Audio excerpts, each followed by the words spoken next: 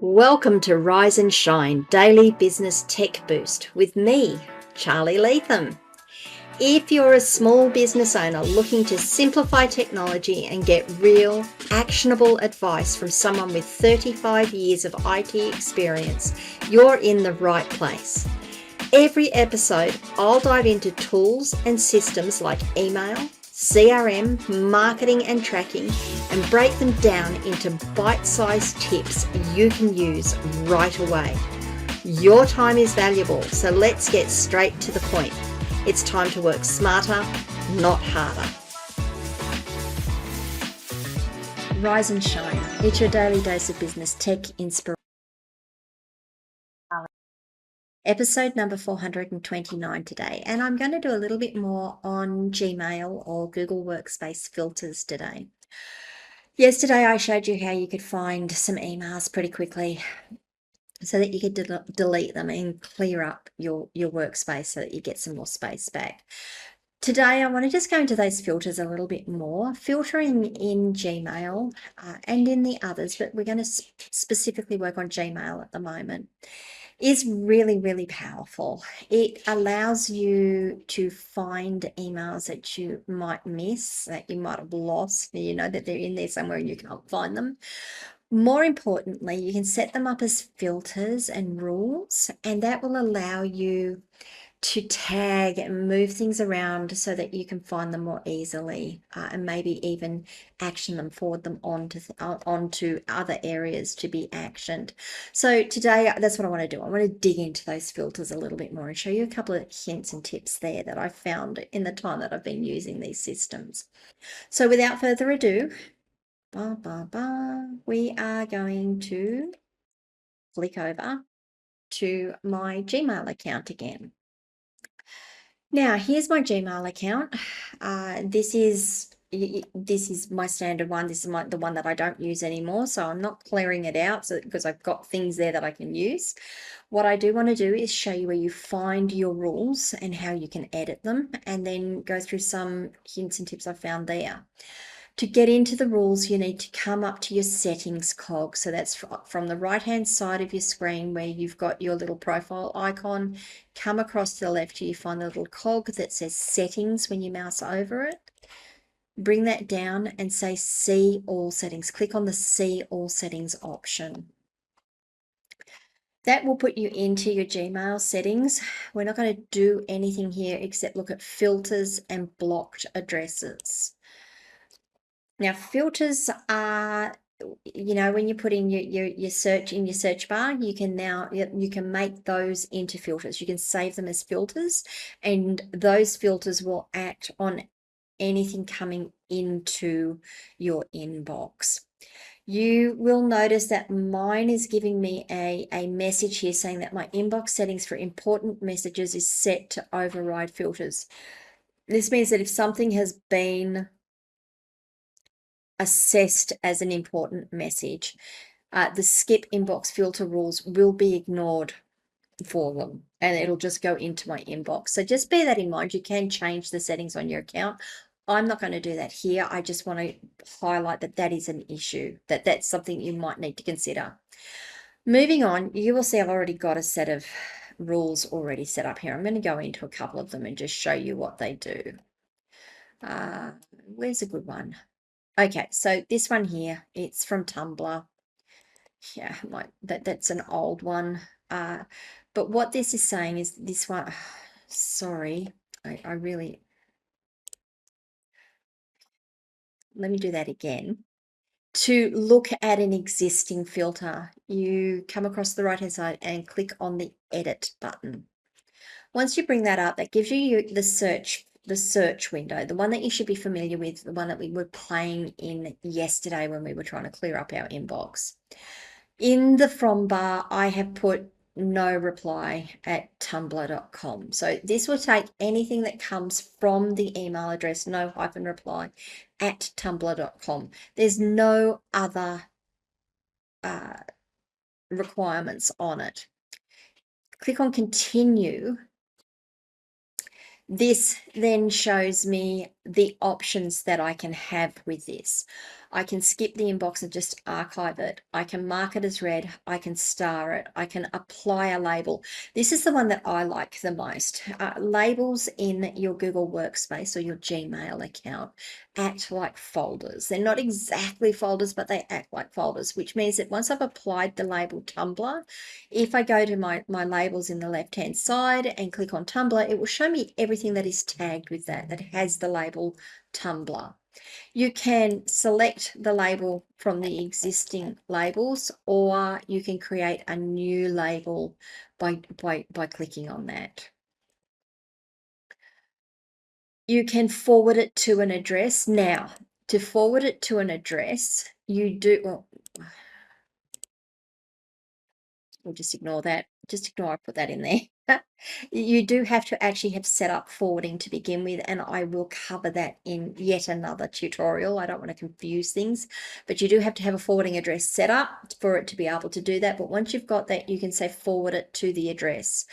I find this particularly helpful when I have invoices come in, invoices that I can identify as being invoices that I need to pay. When they come in, I can have it forwarded automatically on through to my Xero system and have Xero create that automatically for me. We can just straight out delete it. We don't have to do anything else but delete it. We'll just move it straight to the bin. If you are finding you're getting messages coming in from a particular person, and it doesn't matter what happens, it doesn't matter how well their domain is set up, it doesn't matter that they're getting a perfect no spam score, it's still going into your spam box. You can actually say never send these emails to spam. That's also a really powerful one. Not going to cover the send templates. There's a couple of things to do around that, so we're just going to skip over it. Always mark it as important. So if this is something that you want to see, mark it as important. That rule that we set up at the top there that said we're never going to messages marked as important will not be hit by our filters, that this will override it. We'll also make sure it puts a star on it and keeps it at the top of your box, basically. You can never mark it as important, which is equally as important. Sometimes it's like, no, this isn't important, just get rid of it. You can categorize it. So if you remember, and when you look at your Google Workspace, you can set it up so you've got your different categories: primary, social, updates, forums, and promotions. You can say this is this type of email, and it will go into that inbox or that tab in your inbox. The last thing that is important, especially if you are applying this rule and you want to get the emails that are already in your inbox and apply this to them, you can click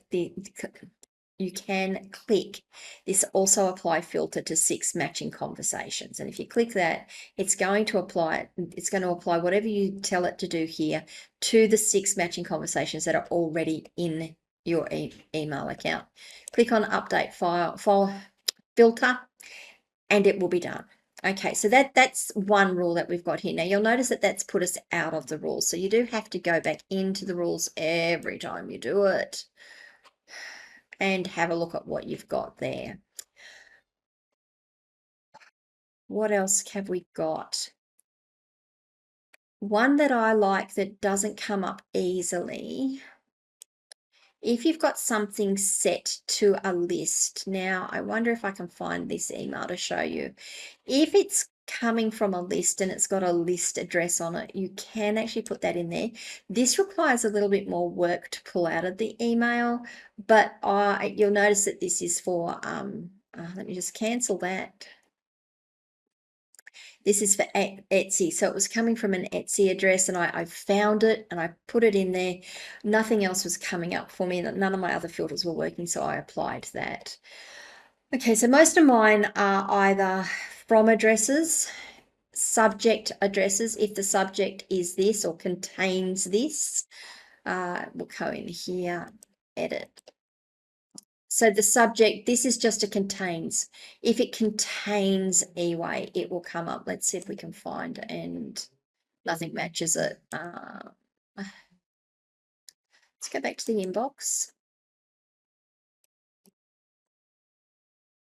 This one might be a good one to use. I should have a few of those in there. So let's go in. See, I just went to go look for one and say, this is a great example. What we're going to do is go all the way to the bottom and we're going to create a new filter. The subject is going to contain XJNA. And we're going to say create filter. And you'll see that it's matched one conversation. So what I've done there, and the reason I wanted to show this to you, is it doesn't have to have the whole subject line in there. If you know a subject line is always going to have a specific string in it, you can say XJNA, like just that string. I think if we put it in quotes, let's see what happens if we put it in quotes. No, it still picks it up. So this is a if the subject line contains. It's not an exact filter. Okay. So that's one way you can do a filter. We're going to go back in. That's one of the filters you can do. The other one that I like doing, what's a good example? This one here. Okay, so you see I have multiple things here that come from webhosting.com. And let's say I want to just tag everything that's coming from that address and do something with it. So what I'm going to do is create a new filter.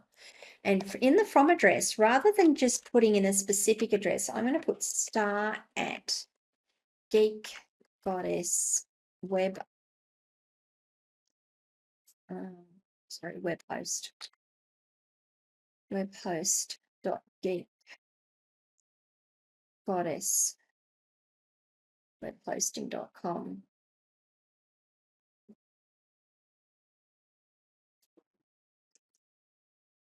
Yep. We're going to create a filter. And you'll see because I've got star at in there, it picks up 76 transactions. Now let's just, if I want to get rid of this for the moment, because I don't want to create the filter, I just want to have a look and see what it's picked up. You'll see that I just clicked up in the search bar and that hid that filter function for me, and we can have a look. And look at it's picked up a whole heap of emails that comes from different addresses on webhost.geekgoddesswebhosting.com. I find this one, I'm not going to apply it. I find that type of filter, the star at, or let me give you the other example before I go further. This is the other one that I like. Star at star.geekgoddesswebhosting.com. So this is going to show me anything that comes from an address that has geekgoddesswebhosting.com in the domain name. I'm going to say search.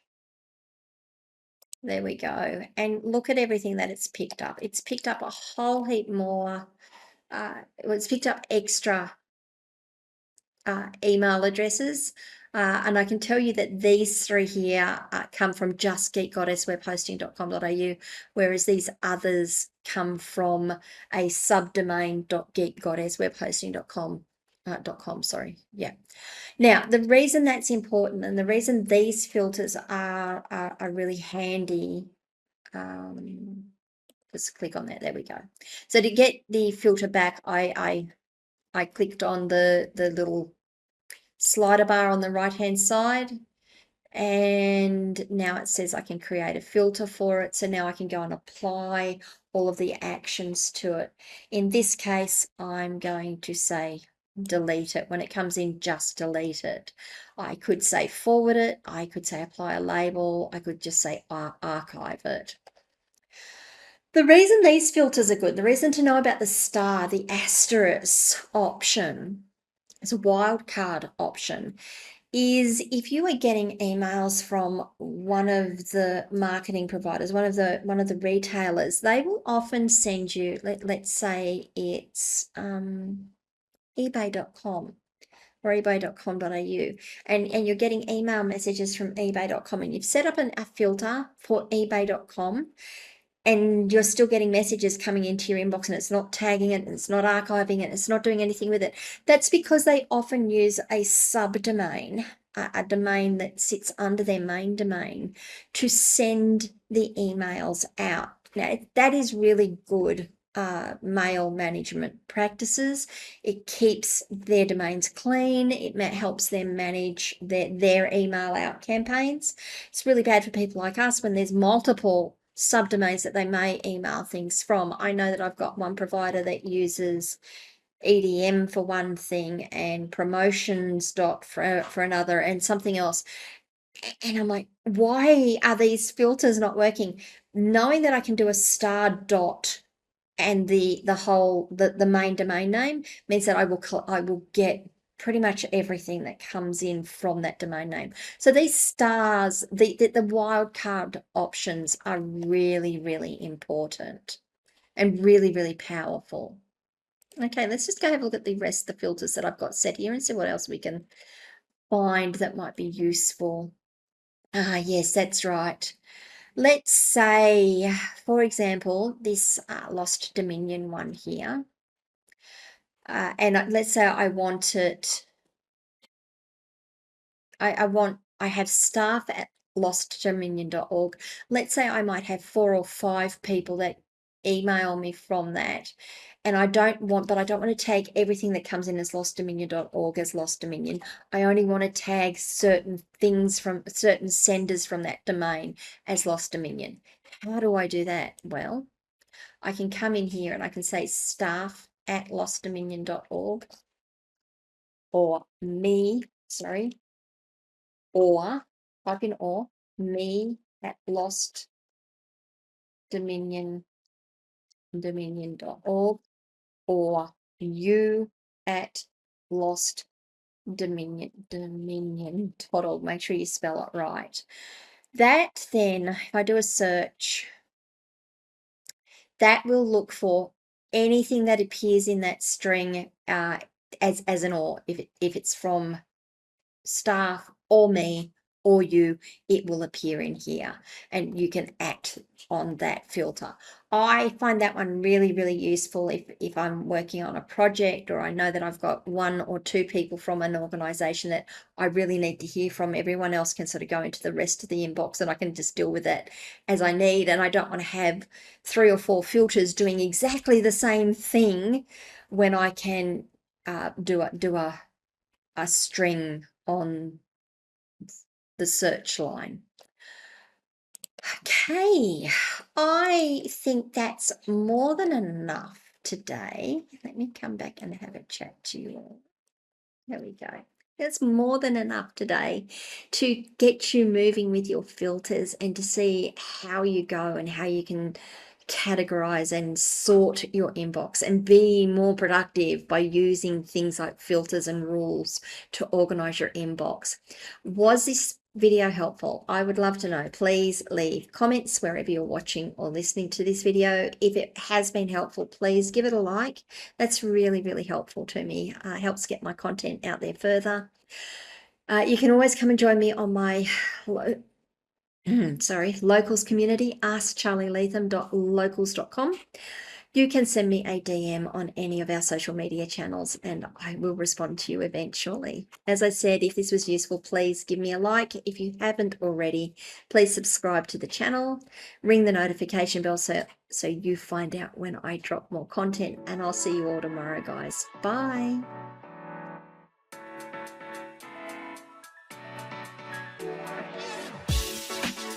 Hey there, thanks so much for tuning in to Rise and Shine, your daily business tech boost. I hope today's episode gave you some actionable insights that will make your business tech work smarter for you. If you found value, be sure to subscribe, leave a review, and share it with other small business owners who could use a daily boost. For more tips, tools, and resources, visit www.askcharlylatham.com. Until next time, keep rising, keep shining, and let's make tech simple together.